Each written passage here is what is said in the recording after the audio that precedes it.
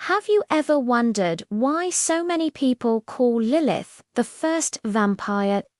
It's a claim repeated in books, movies, comics, and countless videos across the internet. But there's one problem. The oldest texts about Lilith never actually describe her as a vampire. So how did an ancient Mesopotamian spirit become one of the most iconic vampire figures in modern culture?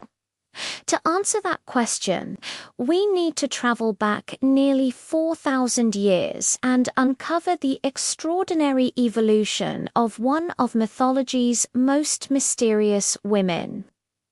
Before we continue, don't forget to subscribe to more vampires. Leave a like and tell us in the comments.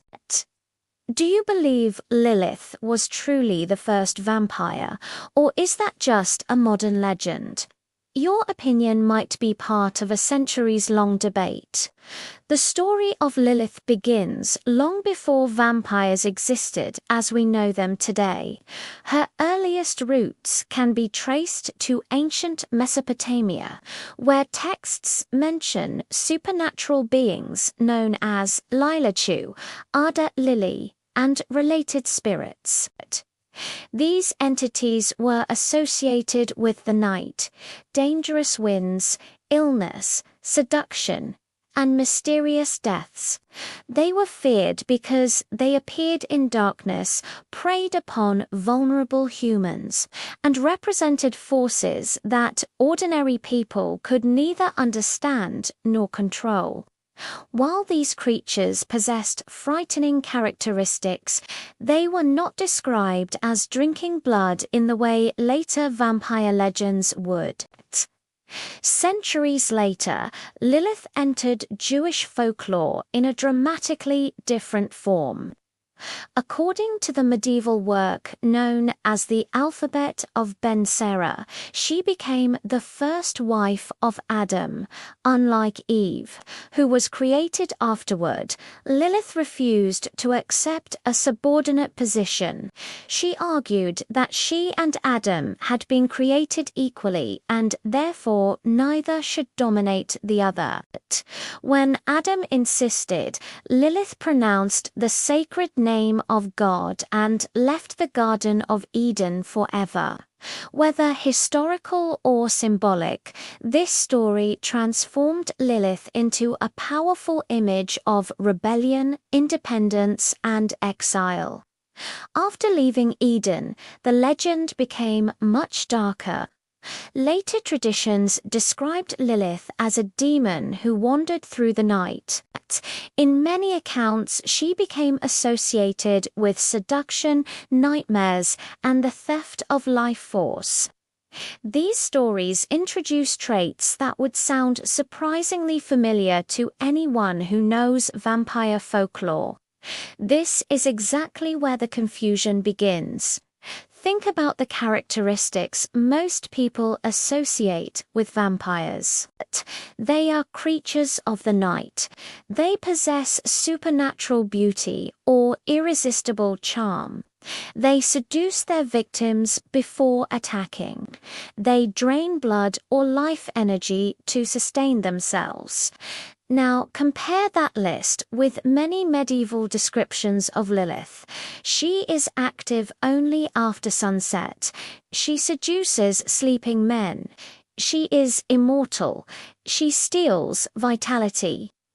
The similarities are impossible to ignore. But similarity does not necessarily mean identity.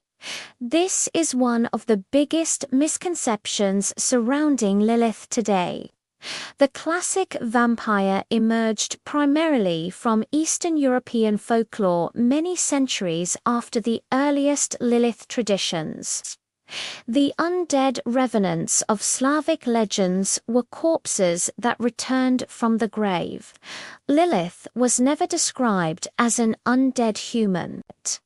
She was a supernatural spirit or demon from an entirely different religious and cultural tradition. If you searched the oldest surviving texts for the word vampire, you simply wouldn't find it attached to Lilith. So why do millions of people still believe she was? The answer lies in how myths evolve. Legends are never frozen in time. During the 19th century, Gothic literature transformed the vampire from a grotesque monster into a charismatic and seductive figure. Female vampires became symbols of forbidden desire, mystery, and supernatural beauty. Once that transformation occurred, Lilith suddenly seemed to fit perfectly into the emerging vampire archetype. The 20th century accelerated this transformation even further. Occult movements reimagined Lilith as the queen of the night. Blood symbolism became increasingly common, and vampire imagery blended seamlessly with her mythology. She was no longer simply an ancient spirit. She had become an icon. Then came popular culture. Comics, role-playing games, fantasy novels, television series, films, and video games embraced Lilith. Some portrayed her as the mother of vampires. Others made her the queen of vampires or the creator of entire bloodlines. In reality, they were modern creative adaptations inspired by centuries of evolving folklore. Ironically, this may explain why debates about Lilith never seem to end. People are often discussing entirely different versions of the same character. A historian is talking about Mesopotamian religion.